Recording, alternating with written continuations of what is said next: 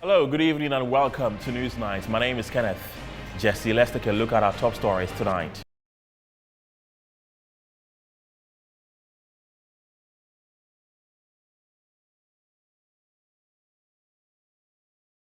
Works and Housing Minister says government needs about $5 billion to tackle the perennial flooding across the country.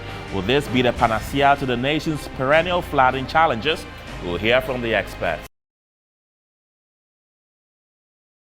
As we focus our attention on child labor, government has been urged to strengthen Ghana's social protection systems to support the vulnerable.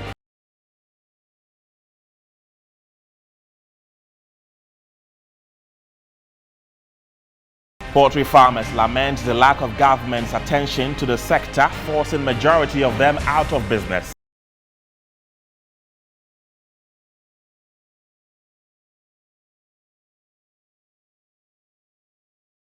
And later, we'll take you to the United States, where a bipartisan group of senators say they have agreed a framework for potential legislation on gun safety. Details are up shortly. Stay with us.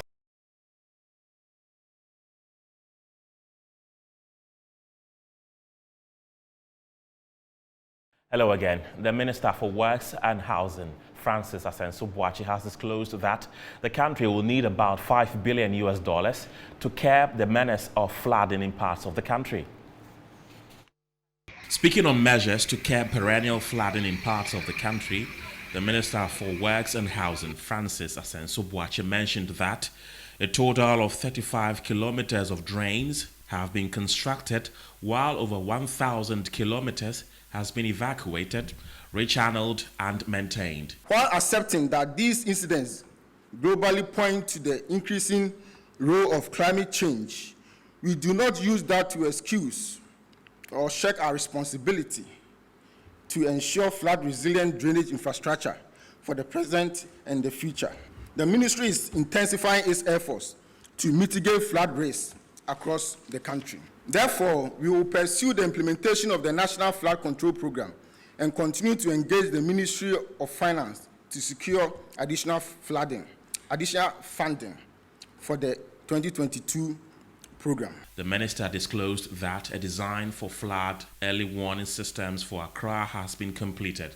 The warning system is expected to provide warning to residents in flood-prone areas. The machine that is set up, system that is set up to forecast rainfall patterns, rainfall volumes in the areas that it will rain, vis-a-vis the type of communities where the kind of communities where it will rain and all that, and it will advise the people in those communities what action they should take so as to not to be hit heavily by the flooding that will be coming, or the rainfall that will be coming. On the issue of perennial flooding, he added that the country will need a total of $5 billion to address the menace.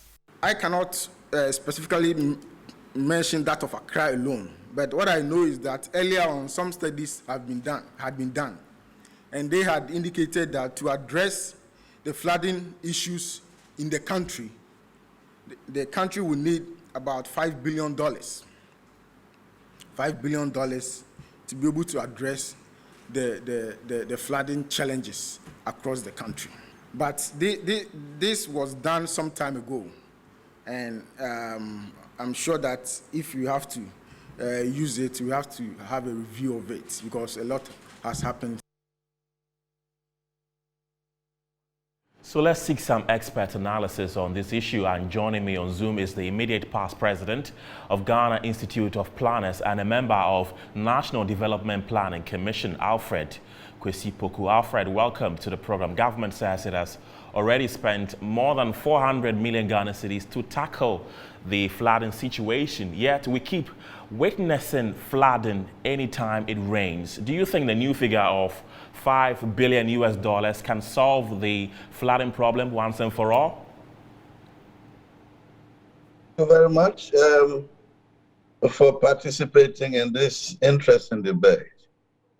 And when he mentioned 5 billion, he even said the study is earlier, not a recent figure, not 2022, and so on. So even we are not too sure when this data was collected, and therefore the 5 billion cannot be said to be an exact figure. But we realized that when it was mentioning the components, it included early warning system. The early warning system does not stop flood. It should reduce the fatality of the flood. So even in fighting with the flood alone, the money, the 5 billion doesn't cover only flooding. So the first question is, why should we spend money to warn people that is going to flood and therefore move away from there? If people were to respect the land use and planning authority rules, where areas have been left that this place is not for residency, don't build your house here, and so on, then this early warning system would not even come into the 5 billion, and it could have been used for another thing. So we have a very big challenge in controlling flood in Ghana. Number two, in Ghana, we can say that over 40% of the flood we experience here is man-made. It's not technical. Man-made in the sense that when drains are not covered, in Ghana, it is an avenue for domestic waste to be poured in, so that it will carry it from our homes to wherever it has to go. If people will stop this, then flooding could be tackled. Number two, this estimate, I believe, would include, why don't we cover all the drains that we have in Ghana, so that people will not have the opportunity to pour their domestic waste into it. So it means that currently, all drains in Accra, Kumasi, think about any other city, they must be covered to stop people who have become recalcitrant, that they will continue to do what they want to do. Number three, it also means that all future drains in Ghana must be covered. So we are looking at the cities that are going to come up, urbanization, and the cities that are going to come up, all drains are going to be covered. So we have three things now: early warning system, existing drains, and future drains. Right. Apart from that, to manage them. How do we do the management? We must continue to educate people. Don't do this, don't do that, and so on.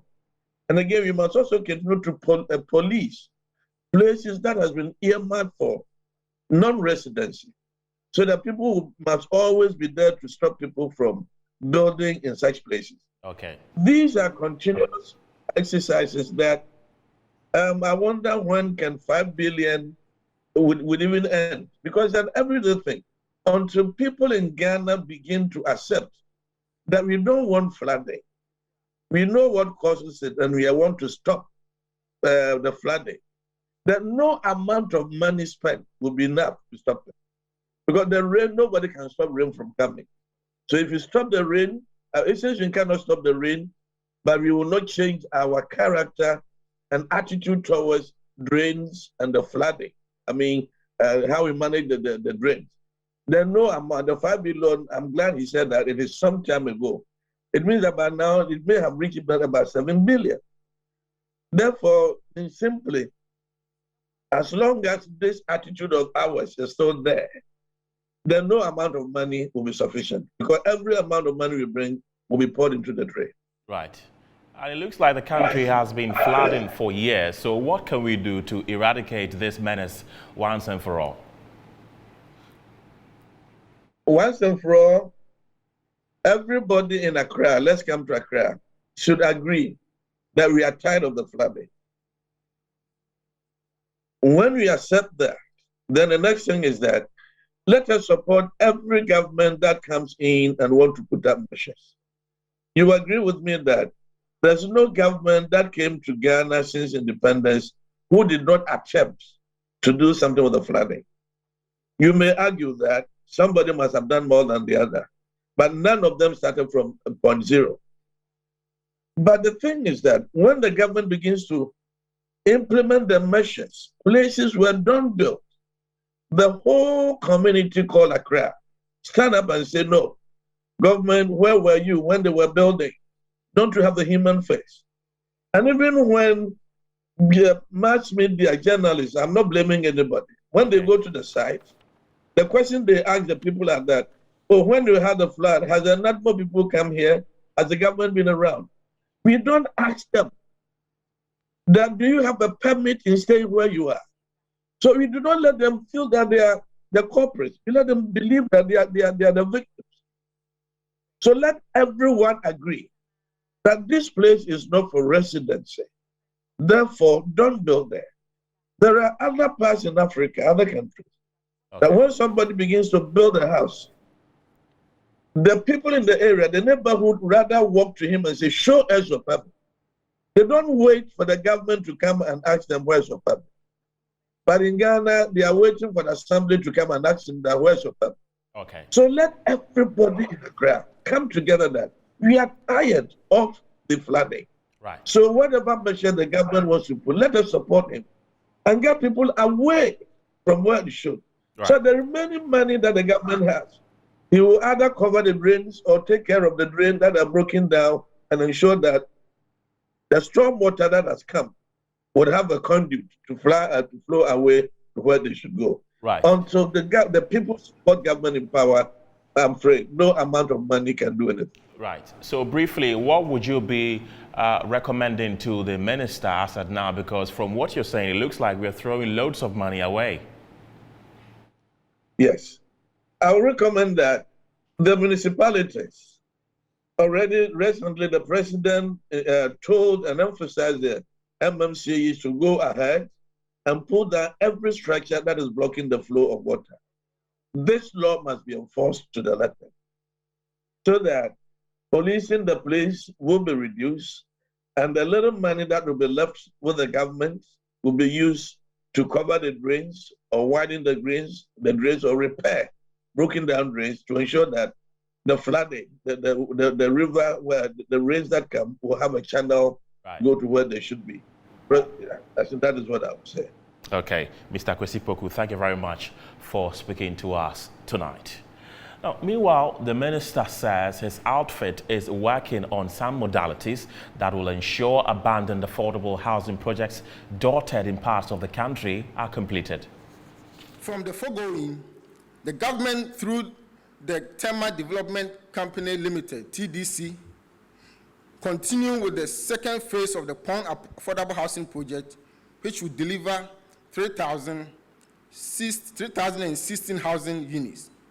Currently, a total of 57 blocks made up of 104 flats have been completed, bringing the overall completion to 43%. Similarly, work on the affordable housing site in Kofodia by the State Housing Company has resumed, and it is expected that work will soon be commenced on the Tamale and Wa site. Let me use this opportunity to affirm government's commitment toward the completion of the Sagleme affordable housing project. Government is currently reviewing various options towards the completion of the project and will not renege on its duty to ensure that Ghanaians obtain value for money in the application of the taxpayers' money.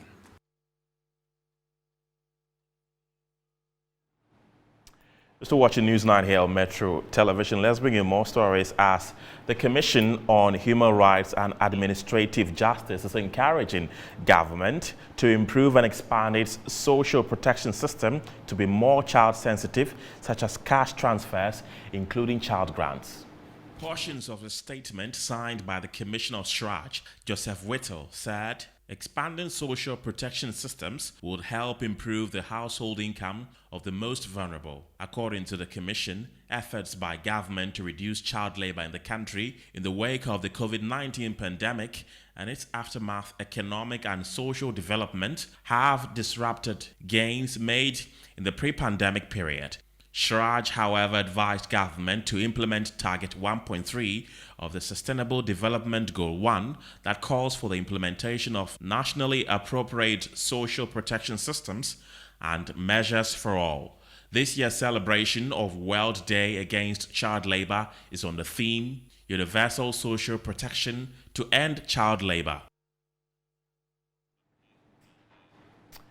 Right, so let's come to the studio and speak to Mr. Peter Enchi, who is the focal person on child labor at the Ministry of Employment and Labor Relations, to talk more about Child Labor Day. Good evening, sir. Welcome to the show.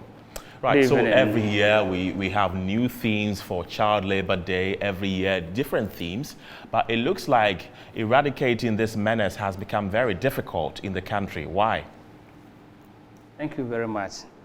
Indeed, it's become very difficult because the underlying cause probably is not addressed. And you know, poverty is known to be the major cause of child labor and its associated vulnerabilities. So for us to address child labor, we must address the root cause. And I think it is for this reason that this year, the universal theme for celebrating the World Day Against Child Labor is universal social protection to address child labor, so that we expand social protection to reach out to all those who need it, so that we are able to address this vulnerability. Okay, so share with us some of the root causes. You said poverty is one. How is poverty part of it? You see, if you need something or you are poor and you can't provide for your children, it is then that you depend on them to support the household. If I'm a farmer, I'm unable to acquire adult labor. It means I have to resort to the labor of my children or children who can provide me labor at a cheap cost.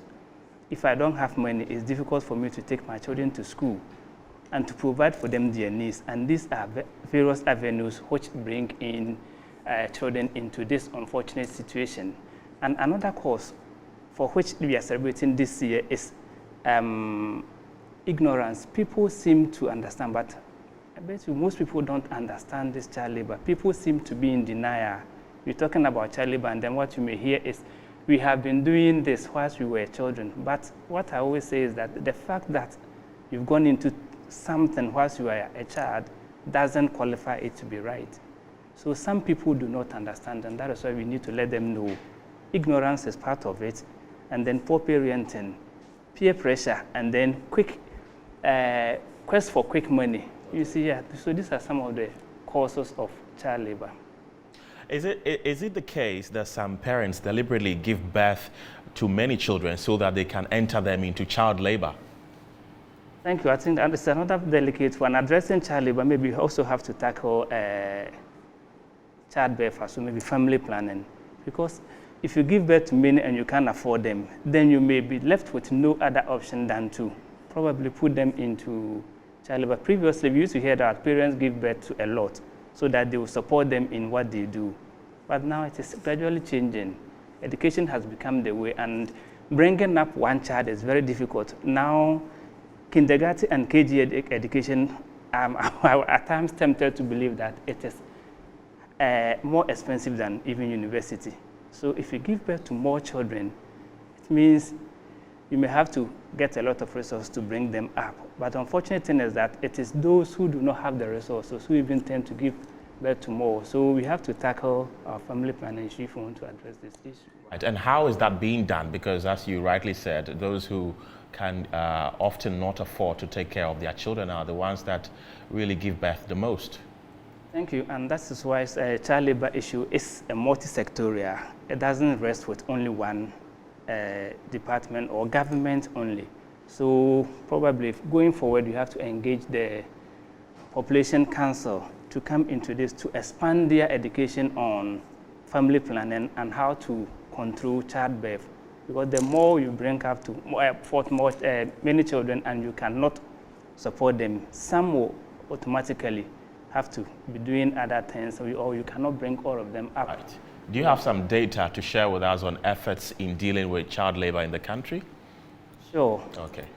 See, as I did indicate, it is not only Ministry of Employment and Labor Relations where I come from. It cuts across all sectors. Ministry of Gender, Children, the Fisheries, and then the Fisheries Ministry, and then the Fisheries Commission, Ministry of Education, Ministry of Health, Ministry of Food and Agriculture, all NCC, SHRAJ, they are all part of it, including private sector and the international parties. Let me make this quote that was made by Nelson Mandela, that education is the most powerful weapon one can use to change the world. And I think that is what successful government have seen, that if you want to develop children, then you have to take education. And that's why governments have been spending education. So educational sector improvement projects, trying to expand education, make it accessible to all children. So all the free education, the free feeding, and all those things are part of the interventions government is using to address child labor. We talk of the LEAP, and I think the Shraj person was talking about expanding the cash transfer. LEAP is a cash transfer project which government is using to support vulnerable families so that they are not compelled to send their children into child labor. The NHIS, you see, illness is also another issue that can compel somebody. If you are sick and there is nothing home, your children may have to take care of you, but government is using this to support people that when you are sick, you can at least attend hospital to seek for health care, and then you may not depend on your children. So in a nutshell, these are some of the... Speaking of education, do you support the theory that sex education should be introduced in school early, as in around primary 1, people should be introduced to sex education to know the consequences of having sex, as you've rightly mentioned, that family planning, lack of family planning also contributes to child labor. So do you support that sex education, as you've mentioned, that education is a priority of this government, that it should be introduced earlier so that while growing up, children get to know that if I get to this stage and I can't afford to take care of my child, I shouldn't even go near giving birth and all that? From my point of view, I think you can teach every course at every level of education, but it depends on the content. So if you want to teach people at primary school, at the JHS, at SHS, but you have to be very careful with the content you're going to give them to ensure that if we are going to give it to those in basic, we should know the limit.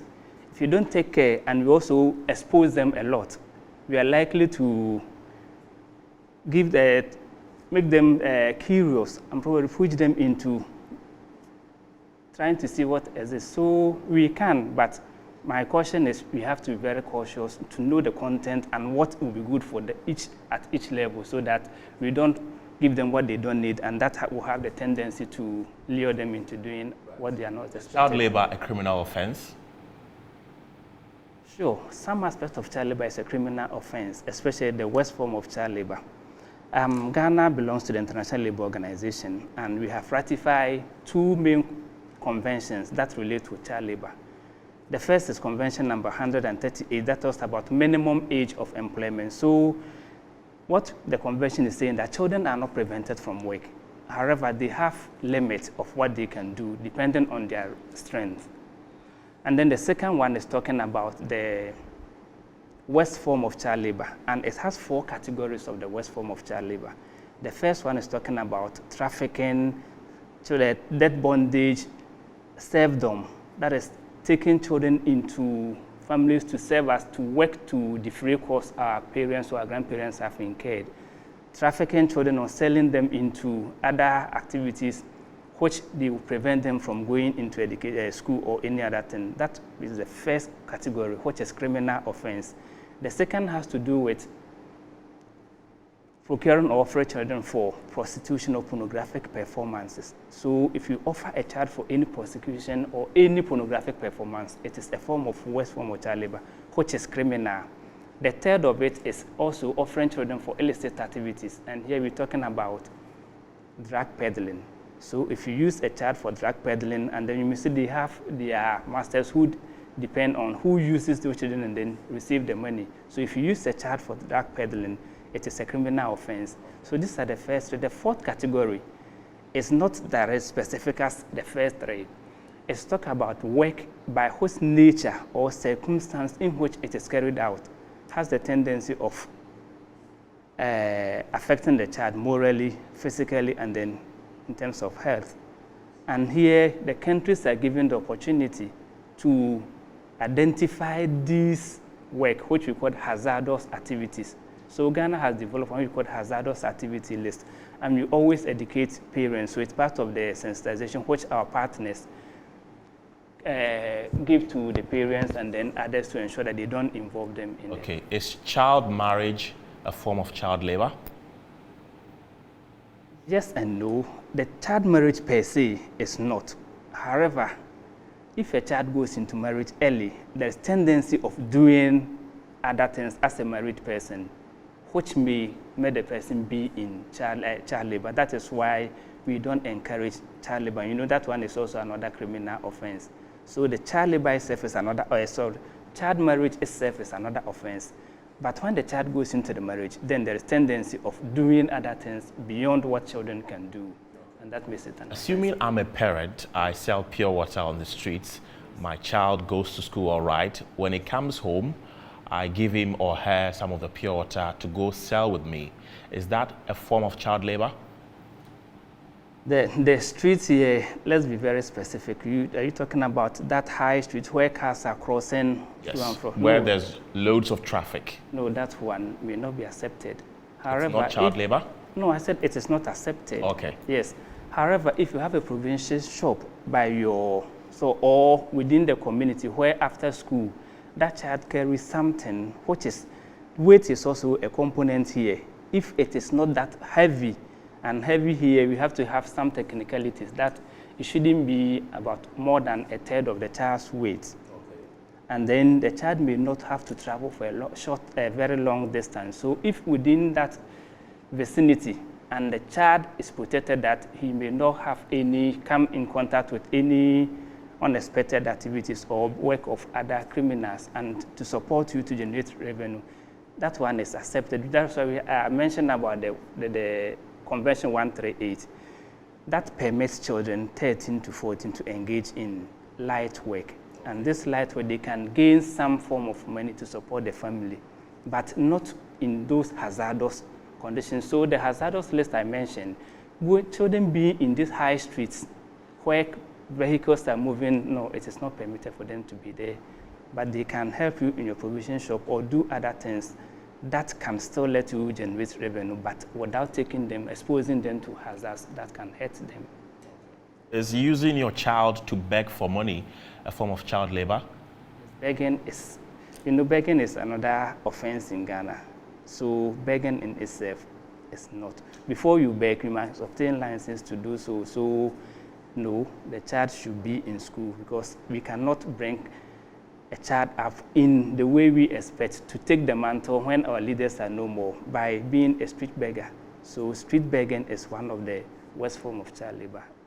So all these things that I've mentioned are on our streets.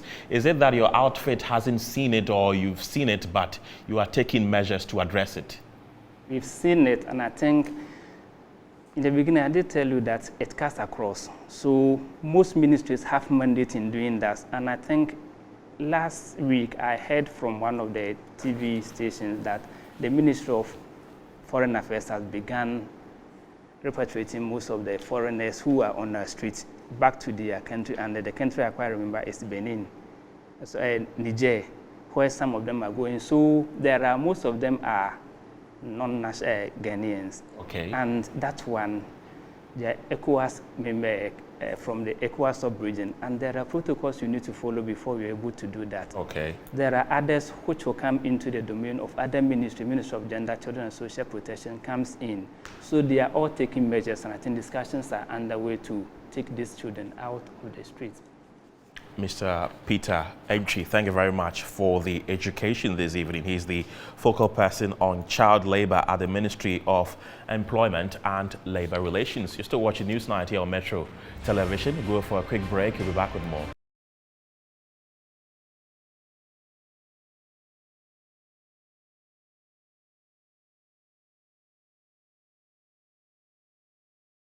Welcome back to News Night. A 17-year-old boy has died after drowning in a pit at an abandoned quarry site at Gomua Asarikrom in the Gomua East District of the Central Region. Our regional correspondent Akwesiado has more in the following report. According to residents, the pit has been abandoned for over 5 years. Mostly, children within the area visit the site to swim in the stagnant pool. Some end up drowning. On Saturday, a teenager allegedly drowned in the pit. Father of the deceased, Kweku Owusu, in a dejected mood, spoke to Metro News.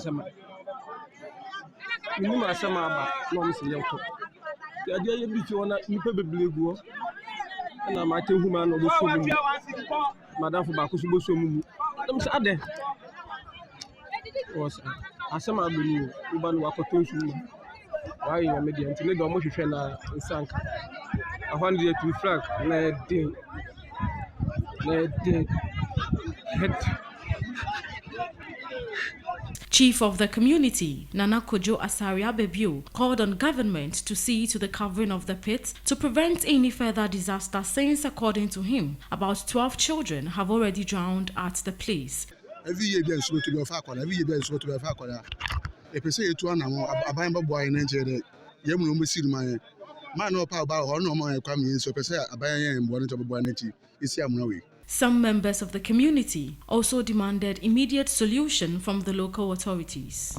Ya kan wasam sa yo ye no am sa hemfo na o no emni bi kura ye so mo de bola begum to kwasiesi wa police fo nyina ba mu bi ye ya sila ye fo so se ka mo fo bola begum na ko mu si no so still ni otu amana no wa no so mpre to set the record straight. Right. Now, the leadership of the National Health Students Association of Ghana is calling on government to set their record straight on the challenges affecting the group's membership in the health sector and to demand the immediate intervention of government towards an amicable resolution of the issues. We cannot belabor the issue of the current hardships that everyone is complaining about. And on top of that, we have colleagues who rise up every day, go to work, exposed to nosocomial infections without being paid their meager allowances that they have worked for, while others continue to stay home without hope of being posted to hospital facilities to work and be able to earn their income to honor their responsibilities. Ladies and gentlemen, these interns are under Ministry of Health, and as we speak, since September 2021, our members who are currently doing their service, what we call the health interns, that's the allied health and some nurses, have not been paid their allowances for 9 months after taking up postings and picking transport to work as the state requires them to do so. Our colleagues are still without payment of their allowances. We do not think this is acceptable. 2019 second batch of nurses and allied health group. Friends from the media, another concern for us remains that, as we speak, we still have some batch of the 2019 nurses who have still not been posted. Unfortunately, the allied health group is also part as well. We've had reports of a later batch, some who completed in 2020, being posted based on their willingness to pay through. We have placed our trust in the system defined by government.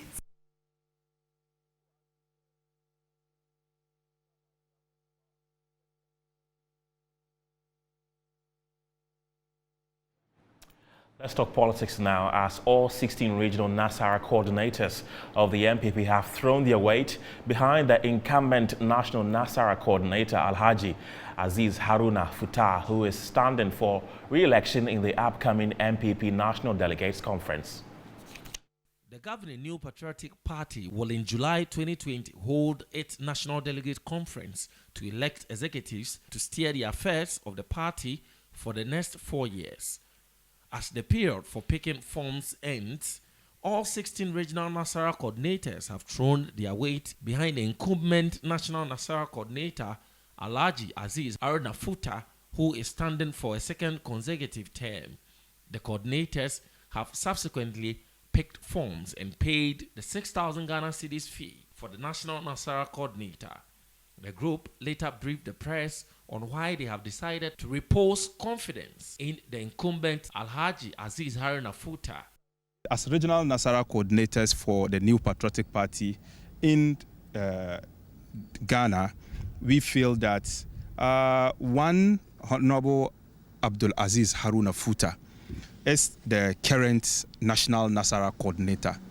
And on behalf of all the regional Nasara coordinators here gathered, we came here to pick his nomination forms with our own money, such that it would send a clear signal that the Nasara wing of the party is united with one person. We have a plan for the Nasara wing of the party, and the plan is simple: to ensure total unity within the wing. We'll go for another break. We'll be back with more.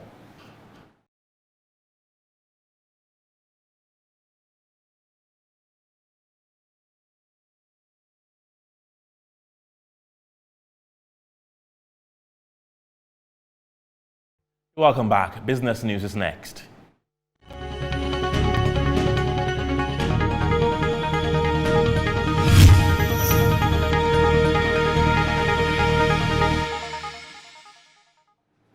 And in business tonight, Ghana's multi-million-dollar poultry sector has seen a drastic decline as farmers describe the neglect of the sector as the cause of job losses and closure of several facilities. They are therefore calling on the sector ministry to properly engage them in order to find appropriate and lasting measures to reverse the unprecedented decline.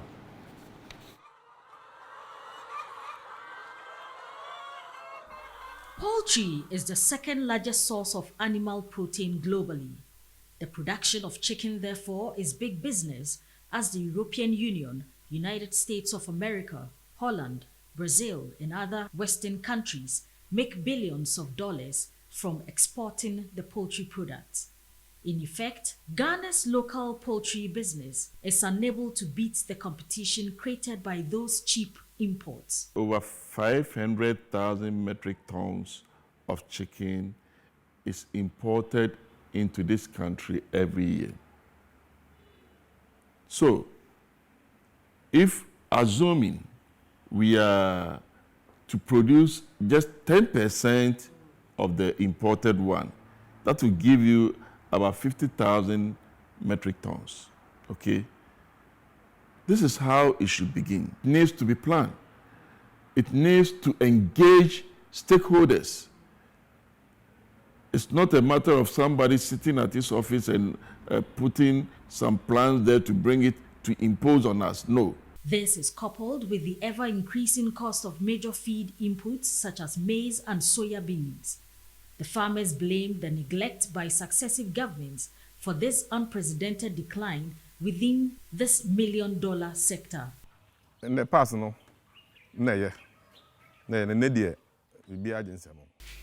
In the past, the poultry business was good, but now it has deteriorated. As you can see for yourself from where we stand, this farm has collapsed. Out of 30 workers, we have only 6 left. We laid the rest off because we could not pay their monthly salaries, all due to reduced production from a total capacity of 380,000 layers to 160,000. The government hasn't put any measures in place. It is in the news that there is increased maize production, but the quality needed in this sector is more than what human beings consume. For instance, we need 20 tons of maize on this farm, but currently we cannot acquire that much. Because yeah, farm ebia 20 tons na se ba. Afi 20 tons unya bro na dey. Ebe srem panyimfo say, yenso ekutamu bi pa. Me your bank some workers 19. I used to employ 19 workers, but due to the prevailing situation, I laid 10 of them. If they stay unemployed for a long time, they might engage in social vices. We are pleading with the government to help us bounce back our businesses. Because I ban the straight say, me did so much, me the aquato a beer bank as soon as see. Wow, because conditions say na. We heard nothing of it until it was explained later that the conditions were not favorable. I owed 13,000 cedis for broilers I reared. I sought financial assistance from a bank about 2 years ago, but to no avail. me try me a letter and then you about time pass you see what bet me a brother me so no na me me the letter no go 2 good years ni say na me letter me nya reply. Making some rounds to ascertain the facts on the grounds, it appears several thousand capacity poultry farms have collapsed despite some interventions by the Ministry of Food and Agriculture. Look at the resources, the structures, all empty because the industry is collapsing. If our government is to be up and doing to we the poultry farmers, we can equally produce as much as the country wants to produce. Why? Because if where I'm standing now takes about 50,000 capacity of beds. Therefore, what's our problem in Ghana? Now, our problem now lies with the question of our inputs. Now, the cost of these our inputs are so high that we cannot even afford to buy. For that matter, who wants to own the debt? This one will take 15,000 layers. And the agenda of Braden is to put in layers. So far, the little thing that we have done was the broiler trial that we did with Boripi farms. Apart from that, it means the money is wasted because there's no financing. In November last year, 2021, also, we had a meeting with the Ministry of Agric, also with GESAL, to explain into detail what it entails. Yeah, and you know, they also made us aware that the government is going to give 50% of interest. We're going to pay 50% of interest for farmers. That is where, I mean, they called certain people, I mean, to speak to us. But looking at the whole thing, which means you as a farmer has to go and borrow from your bank and then enjoy the subsidy.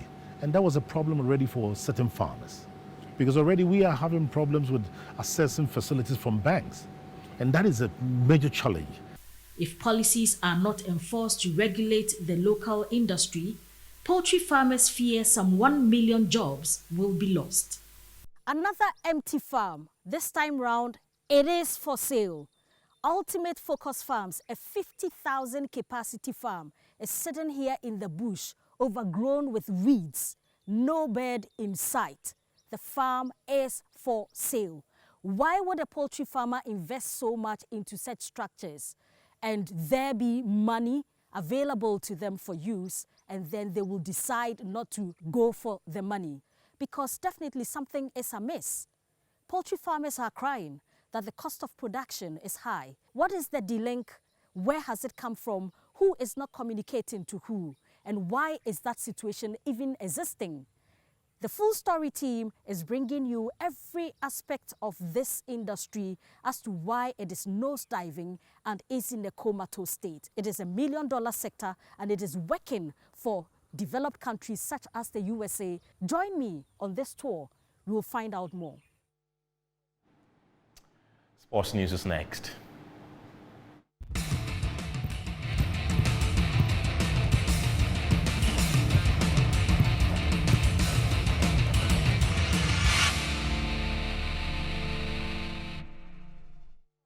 Tonight, head coach of the Black Starlets, Parkwesi Fabian, says he had about just 2 weeks to build a new team for the WAFU Under-17 tournament here in Ghana. Ghana lost her opening game 4-2 to Nigeria at the Cape Coast Stadium, and that has not sat well with many Ghanaians. Yeah, normally I don't want to make excuses, but then about 3 weeks to the competition, the FA president decided to ask one of the CAF medical men to take an MRI of our boys, and out of 20 people were disqualified. So, like you said, you saw we had used about 3 to 1.5 weeks to build this team and then come here. But then I think they didn't do badly, even though we lost. I believe that we will come back stronger. They are not the bad side, but I think also luck smiled on them because, like you saw, our goalkeeper gifted them 3 solid goals. And so I would say they are good side, all right, but luck also smiled on them. And when you Some good news as Great Olympics returned to winning ways after defeating city rivals Accra Hearts of Oak in match day 33 of the Ghana Premier League. Great Olympics could open the scoring with this one. And it's the first goal of the game. Great Olympics. Look at how he turned past Mo Alassan and then that was a wonderful strike. So corner kick sent in by Sule.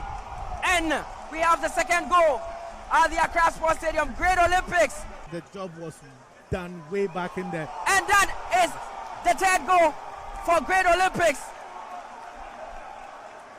Great Olympics have scored the third goal of this game. And we played to a better side. They were superior in the game than us, especially inside the first part of the game. We had poor organization. The guys were down. And you could see a lot of fatigue setting in my players. Using it less than a week to play 3 matches, it's not easy. Traveling all the way, Marseille, Techiman, traveling back to come and play this game, it shows. The board let me know it's about 40-something years that Olympics has beaten Hearts of Oak home and away. So if I should do that, then I've come to Olympics to break some records. We're back from the break with the latest in entertainment and international news. Stay tuned.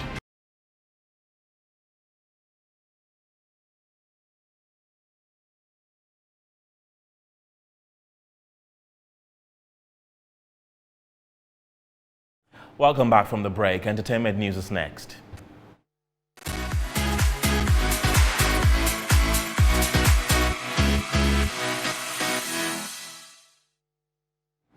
Baden Ghanaian rapper and winner of the Unsung category at the 2022 VGMA, Gambo, has released his latest song, Settle, which features popular hip-life group Keche. Guy know they do long talk. Guy gets money. Guy flex the money. As a guy, you put day on point. Speaking at the press launch of the song, Gambo said it was an honor for him to be able to get such huge acts who have been in the music business for a long time on his song. He further stressed that his new song, Settle, which is a danceable song, goes a long way to show his versatility as a musician, a step away from his usual style, hip-hop. High Life Group Keche said that Gambo is a very good artist and has built a great reputation for himself, although he has only been in the music business for a short while. We all know say Gambo like hip-hop artists, we like the flow, and then we are very danceable now. Now we watch what we do, and seriously, he killed it. The video of the song has gained over 123,000 views on YouTube since it released 2 days ago. In-law, settle. Brother-in-law, settle. In-law, settle. Sister-in-law, settle. Multiple award-winning Canadian singer Justin Bieber has revealed that he is suffering from facial paralysis after cancelling shows this week. Now, the 28-year-old said in an Instagram video that the condition is due to a diagnosis of Ramsay-Hunt syndrome. I wanted to update you guys on what's been going on. Obviously, as you can probably see from my face, I have this syndrome called Ramsay-Hunt syndrome, and it is from this virus that attacks the nerve in my ear and my facial nerves, and has caused my face to have paralysis. As you can see, this eye is not blinking. I can't smile on this side of my face. This nostril will not move. So there's full paralysis in this side of my face. So for those who are frustrated by my cancellations of the next shows, I'm just physically, obviously not capable of doing them. Speedy recovery to you, Justin. International news is next.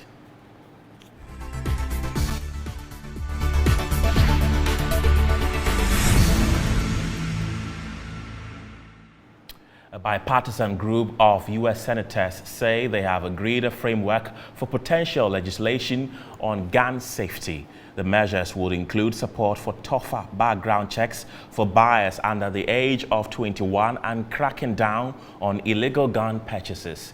But the measures fall short of President Joe Biden's calls for change. Tens of thousands of protesters rallied across the U.S. on Saturday calling for stricter guns in the wake of mass shootings in the country. 19 children and 2 adults were killed in the 24th May shooting at Robb Elementary in Texas.